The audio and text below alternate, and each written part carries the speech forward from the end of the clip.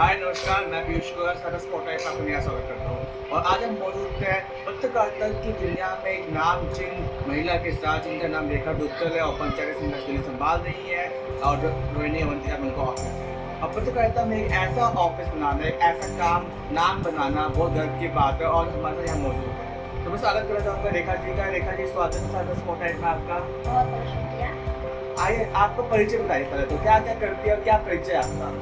सबसे पहले तो बता दूं कि मैं ग्रेजुएट हूँ दिल्ली यूनिवर्सिटी से। मेरा नाम रेखा दुग्गल है। उसके बाद मैंने पंजाब केसरी से अपना जर्नलिज्म का कोर्स किया, डिग्री ली और 4 साल मैंने पंजाब केसरी में सीनियर डेस्क पे एज अ पेज मेकर और एडिटर में रही हूँ। उसके बाद मैंने अपना खुद का चैनल बनाया, ओपन चैलेंज 24 न्यूज़, और दूसरा मेरा चैनल है संघर्ष दिल्ली।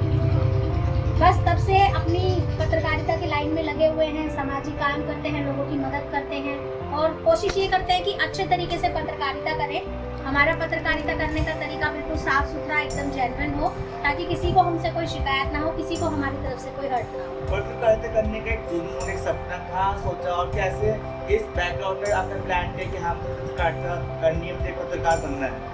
मेरी फैमिली में मेंबर्स थे जो उनका सबका, कोई मुझे चाहता था कि हमारी बेटी वकील बने, कोई चाहता था, मेरे बड़े भाई चाहते थे मैं सीए बनूं, और कोई चाहता था कि हमारी बेटी किसी और प्रोफेशन में जाए। लेकिन मेरा बचपन से ही ये सपना था कि मैं कुछ ऐसा करना चाहती हूँ जिसमें नेम और फेम दोनों मिले, और पत्रकारिता से बेहतर कोई फील्ड हो नहीं सकता जहाँ पे नेम और फेम दोनों मिले। और बात आती है कि सभी बाकी के फील्ड की, तो सभी से ऊपर मैं मानती हूँ कि पत्रकारिता है, और पत्रकार एक चौथा स्तंभ माना जाता है, तो उससे बेहतर मुझे कुछ नहीं लगा। तो आज मैं बहुत अपने आप में पत्रकार हूँ, लेकिन अभी सीख रही हूँ और बहुत कुछ सीखना अभी बाकी है। ओपन चैलेंज 24, संघर्ष दिल्ली, ये दोनों आपके यूट्यूब चैनल है जैसा आपने बताया, थोड़ा इनके बारे में बताइए। ओपन चैलेंज 24 न्यूज़ जो है, सबसे पहले मेरी शुरुआत उसी चैनल की हुई और मैंने शुरुआत की सोशल वर्क से, लोगों की मदद करने से, जो कि आज भी कर रही हूँ और आगे भी करती रहूँगी।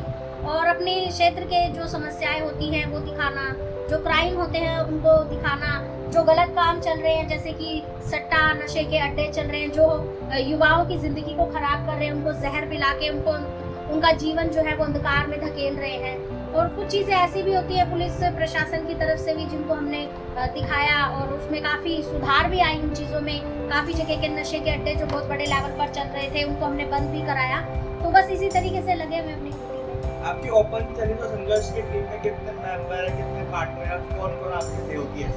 अभी फिलहाल हमारे दोनों चैनल की टीम में 11 लोग हैं, जो कि आधी टीम संघर्ष दिल्ली संभाल रही है और आधी टीम जो है वो ओपन चैलेंज। लेकिन ज़्यादातर मैं कोशिश ये करती हूँ, ओपन चैलेंज पे मैं खुद ही जो है वो रिपोर्टिंग करना ज़रूरी समझती हूँ, और संघर्ष दिल्ली पे भी ज़्यादातर मैं कोशिश ये करती हूँ कि जो टीम है वो सीख भी ले, और मेरा जो है वो चैनल कभी कभी मैं भी उस पर रिपोर्टिंग करती हूँ। कोई संघर्ष का जो स्टोरी है आपके पास, जैसे ओपन चैलेंज को लॉन्च करने और मार्केट में आपका एक नाम है, अगर किसी से पूछे कि आप रेखा दुग्गल जानते हैं, कहते हैं हाँ हम जानते रेखा दुग्गल, तो एक इस नाम तक पहुंचना कि कोई कहानी है या कुछ, कैसे बनाया अपना प्लान?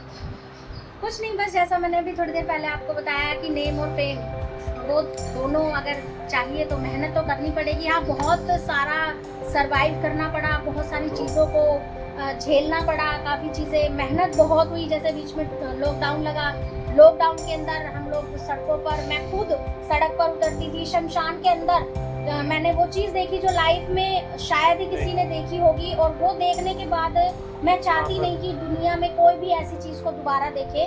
शमशान के अंदर लॉकडाउन में इतनी लाशों की लाइन मैंने देखी है, एक के ऊपर एक लाशें वहाँ जिस तरीके से जल रही थी, और कई किलोमीटर दूर तक लाशें जो है वो वेटिंग में थी कि किस तरीके से उनका नंबर आएगा जब उनका अंतिम संस्कार होगा। बहुत कुछ देखा इस अपने करियर में, बहुत कुछ सरवाइव भी किया, यहाँ तक नाम कमाने के लिए, पहुँचने के लिए बहुत सारे विरोधी भी खड़े हुए, लेकिन प्यार से उनको जवाब दिया, कभी किसी का मान सम्मान को ठेस नहीं पहुँचाई।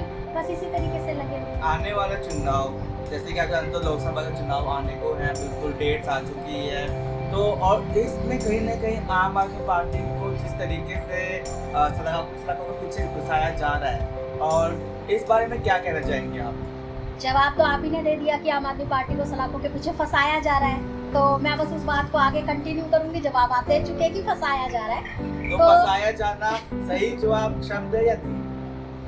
इसे मैं क्लियर जस्टिफाई पूरे तरीके से नहीं करूंगी, लेकिन मैं ये जरूर कहूंगी कि एकदम इलेक्शन से पहले इतना बड़ा डिसीजन लेना कि एक मुख्यमंत्री को उठा के सीधा जेल में डाल देना, बहुत सारी प्रॉब्लम्स क्रिएट होती है कि भाई अब उनके जो कार्यकर्ता हैं, उनके जो विधायक हैं या उनके जो लोकसभा के चुने हुए जो प्रत्याशी हैं वो कैसे इलेक्शन फाइट करेंगे, क्योंकि टेंशन हो जाती है कि भाई एक हमारा मुख्यमंत्री हमारा जो प्रतिनिधित्व कर रहे हैं उनको जेल में डाल दिया गया, तो टेंशन तो होती है, बहुत बड़ी चीज़ है। अगर सारी चीज़ों में उनको कितने सारे नोटिस भी आए ईडी की तरफ से, अगर वो गलत होते या कुछ भी अगर गलत एक्टिविटी में इन्वॉल्व होते तो उनको पहले ही अरेस्ट कर लिया जाना चाहिए था। अब एकदम से लोकसभा के चुनाव से पहले ही उनको अरेस्ट करना और फिर बाकी के मंत्री और बाकी के विधायकों को भी नोटिस भेजना और विधायकों को खरीदने की कोशिश करना, उन्हें लालच देना पैसों का, उनको डराना कि अगर तुम हमारे साथ नहीं आओगे तो आपको भी जेल की सलाखों में डाल दिया जाएगा।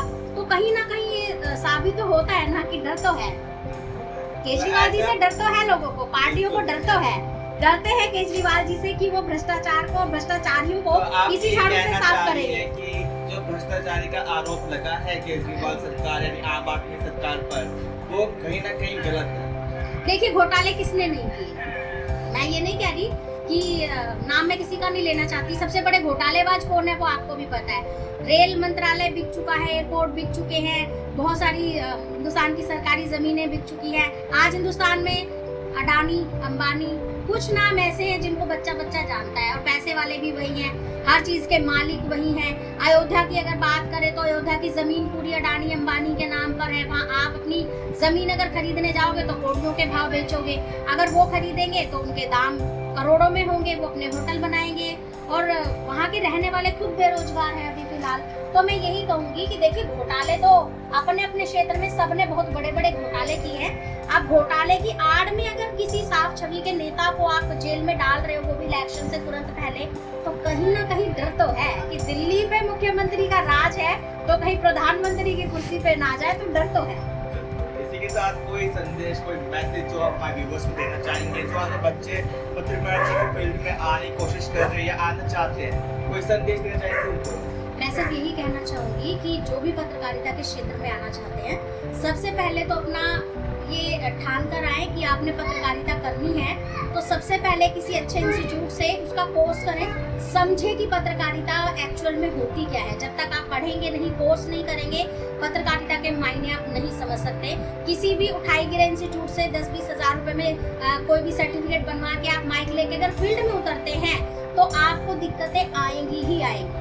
मैं बता दूं, जैसा कि बताया, पंजाब केसरी से कोर्स किया है, डिग्री है मेरे पास, एग्जाम दिए हैं, उनको अच्छे से पास आउट किया है। तो अच्छे किसी इंस्टीट्यूट से कोर्स करें, पत्रकारिता की पूरी जानकारी ले, पूरी नॉलेज ले, उसके बाद आप पूरी तैयारी के साथ फील्ड में उतरे, सच्चाई और ईमानदारी के साथ।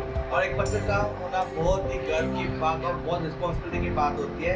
जब आप किसी बैकग्राउंड में उसको रिप्रेजेंट कर रहे हो, उस टाइम पर आपको सोच समझ कर एक एक शब्द का प्रयोग करना पड़ता है। तो जो भी बच्चे अगर चाहते हैं पत्रकारिता बनना, आप इनसे कॉन्टैक्ट कर सकते हैं, इनके कॉन्टैक्ट आपको मिल जाएगा। आप ऊपर से सब्सक्राइब कर सकते हैं, यूट्यूब चैनल पर मौजूद है, संघर्ष दिल्ली मौजूद है। इसी के साथ मैं पीयूष गोयल आपसे विदा लेता हूँ, नए पॉडकास्ट से मिलूंगा। देखते रहिए टाटा स्पॉटलाइट।